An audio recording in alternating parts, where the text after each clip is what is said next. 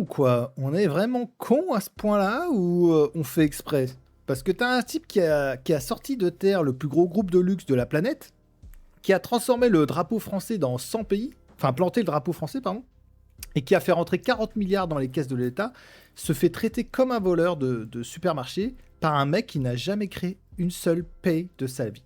Et pendant ce temps-là, on en a un autre en kawaii beige, mèche blonde, qui monte sur scène et hurle que le fascisme est là, comme si c'était une découverte, comme s'il venait de le trouver sous son lit. Donc Bernard Arnault a remercié les gens qui l'ont soutenu, juste remercié, hein. Et Mélenchon sort le grand jeu, hein, qu'il remercie d'abord les salariés, c'est eux qui créent la richesse, c'est pas son portefeuille d'actions, et s'il trouve qu'il paye trop d'impôts, qu'il parte, merci, au revoir. Merci et au revoir. Je sais pas si vous imaginez le niveau. Ceux qui poussent des cris dégorgés, comme Monsieur Schmoll là, voilà, Arnaud, qui menace quasiment de s'en aller. Mais vous savez, le jour viendra où vous viendrez me dire que vous partez. Vous savez ce que je vous dirai? Au revoir. Parce que la patrie, l'économie, a d'abord besoin de travailleurs qualifiés, de travailleuses qualifiées. Le capital, oui, bien sûr. Mais d'abord, ceux qui font la richesse, ceux qui travaillent, et pas en général. J'écoute ces discours à la noix. Nous voulons réindustrialiser. Oui, oui, très bien, quelle bonne idée. Pour faire quoi? Des castagnettes en nickel? Des patins à roulettes? Ou bien, au contraire, les centaines, les milliers de machines dont nous avons besoin pour les installer et produire de l'énergie, qui ne soit pas de l'énergie nucléaire, pour qu'on puisse la remplacer aussitôt que l'on pourra, pour produire d'autres engins de transport individuel qui ne soient pas meurtriers, etc. Voilà ce qui sert à comprendre notre temps. Nous nous sommes opposés à eux sur la question du budget, sur la question de savoir si oui ou non ceux qui peuvent vont mettre la main à la poche. Voilà, bon, c'est du niveau collège, version 2026. Le capitalisme est un parasite, l'ouvrier est le vrai créateur, et si le parasite râle, on le met à la porte.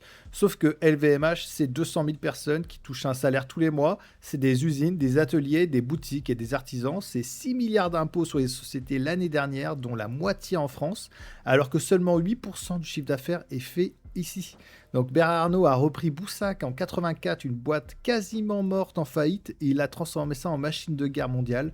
Mélenchon, lui, depuis 40 ans, il vit de la parole, des subsides de l'État, des meetings, des livres. Il n'a jamais signé une seule fiche de paye, jamais risqué un centime de sa poche, et c'est lui qui vient expliquer ce que c'est de créer de la richesse, évidemment.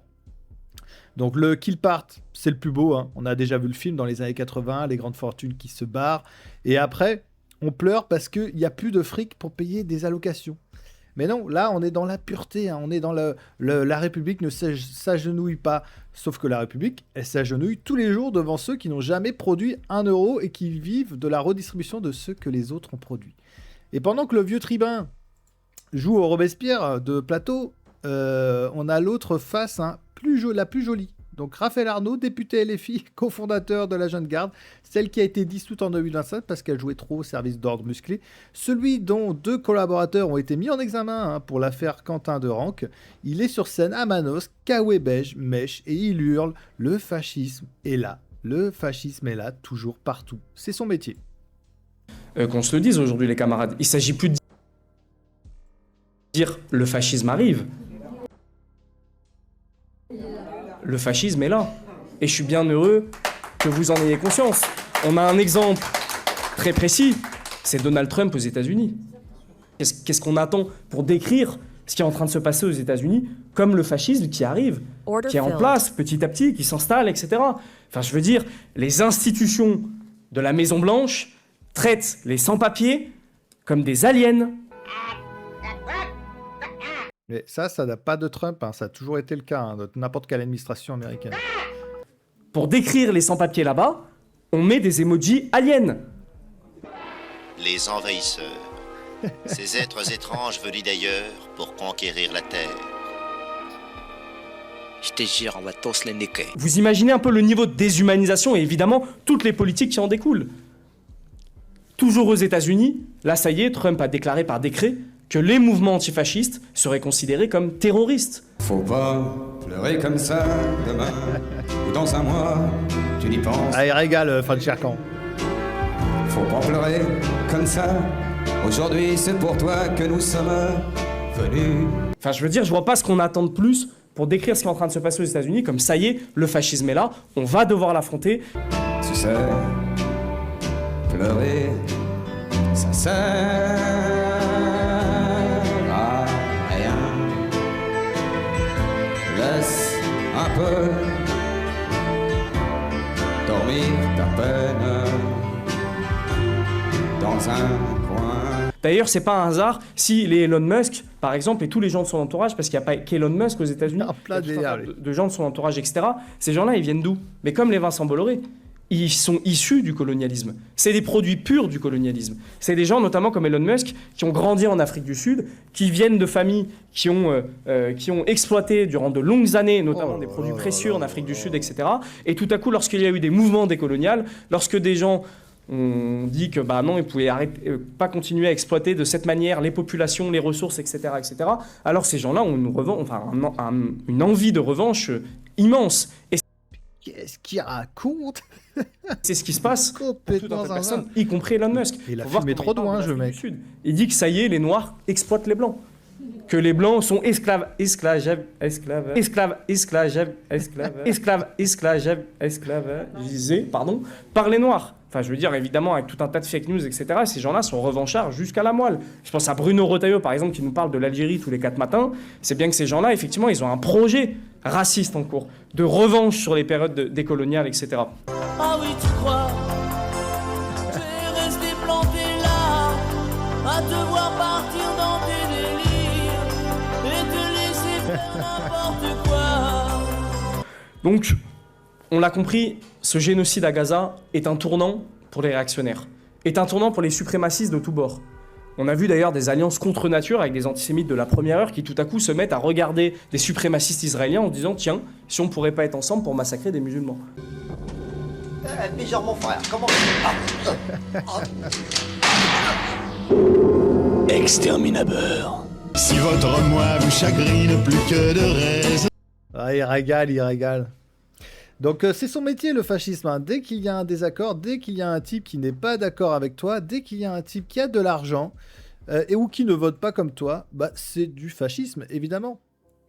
Donc le mec qui a été condamné en 2022 pour violence en réunion et qui a une fiche S, hein, qui a vu son mouvement dissous, qui a passé des années à distribuer des baffes au nom du bien, et maintenant qu'il est député, il continue, parce que si le fascisme n'est plus là, il n'a plus de job. C'est presque magnifique. Tu construis toute ta carrière sur l'ennemi, tu le frappes, tu le chasses, tu le nommes, et une fois que tu as le micro, bah, tu continues à crier qu'il est encore là, parce que sans lui, tu n'existes plus. Et c'est là le troisième niveau qui va faire mal. C'est le poste qui circule. Hitler était un étudiant en art raté, vegan, et il accusait les juifs et les riches de tous ses problèmes. S'il était encore vivant aujourd'hui, il serait l'invité d'honneur des universités d'été de LFI. Évidemment, c'est de la provoque, évidemment que c'est caricatural, mais quand on regarde la mécanique, Hitler méprisait la bourgeoisie. Il l'a trouvée pourrie jusqu'à la moelle. Lâche, matérialiste, fini. Il voulait le peuple travailleur et il voyait dans les riches une source de décadence. Il les tolérait uniquement soumis à l'État. Donc Rainer Zittelmann a passé des années là-dessus. L'anticapitalisme n'était pas un slogan de campagne chez Hitler, c'était une constante, une vision du monde. Les industriels qui ont collaboré l'ont fait par opportunisme, et c'est pas parce qu'ils les aimaient, hein. Il les contrôlait, il les tenait. Exactement ce que veut faire notre papy Mélenchon. Donc maintenant, il suffit de regarder le discours aujourd'hui. Là, ils sont tous là, de la brochette là. Les riches sont la source de tous les maux, hein. Ils ne créent rien, ils volent, hein. S'ils se plaignent des impôts, qu'ils partent. Le vrai créateur, c'est le salarié. Et en même temps, on a des militants qui se définissent par la violence antifasciste et qui, une fois au pouvoir, symbolique, continuent d'avoir des fascistes partout. Donc le parallèle, il est pas, on va pas dire que LFI c'est égal nazi. C'est plus fin encore que ça, c'est plus glaçant même. C'est la même structure mentale, un ennemi unique, une pureté morale autoproclamée et le droit de frapper au nom du bien. Quand tu as passé des années à cogner des gens au nom de l'antifascisme et que tu arrives à l'Assemblée en disant encore que le fascisme est là, tu n'es plus dans la défense, hein. Tu es dans l'identité, tu as besoin de l'ennemi. Sans lui, tu n'es rien. Donc Mélenchon dit à Bernard Arnault « Pars si tu payes trop », pendant que son camp protège un type dont les proches sont dans une affaire de mort d'un militant quand même. C'est pas de la cohérence, c'est du théâtre. Et le public applaudit. Regardez-moi les gens dans la salle. Comment tu peux être là à écouter un mec comme ça, quoi. Le vrai sujet, c'est pas Bernard Arnault. Le vrai sujet, c'est une gauche qui a perdu le sens de la production. On ne sait plus comment on crée de la valeur. Qui croit encore que la richesse tombe du ciel ou elle est volée et que le rôle de l'État, c'est juste de la redistribuer en faisant peur aux créateurs. Donc Bernard Arnault, il a construit quelque chose qui existe. Mélenchon a construit un discours et Raphaël Arnault a construit une posture. Et quand le discours et la posture se mettent à créer plus fort que le truc qui marche, ben on sait où ça mène. Pas forcément au fascisme, mais à quelque chose qui lui ressemble dans la mécanique. L'ennemi unique, la pureté et le droit de frapper au nom du bien. Donc la République s'agenouille pas devant les milliardaires, ni dit Mélenchon, d'accord. Mais elle ne devrait pas non plus s'agenouiller devant ceux qui ont fait de la violence politique leur carte de visite et qui appellent ça encore de l'antifascisme. Le fascisme n'est pas là comme un monstre sous le lit. Il est dans la tête de ceux qui ont besoin qu'il soit partout pour exister. Et ça, mec, c'est bien plus inquiétant qu'un type qui remercie ses soutiens sur les réseaux. Donc restez lucides, je vous dis à la prochaine, ciao.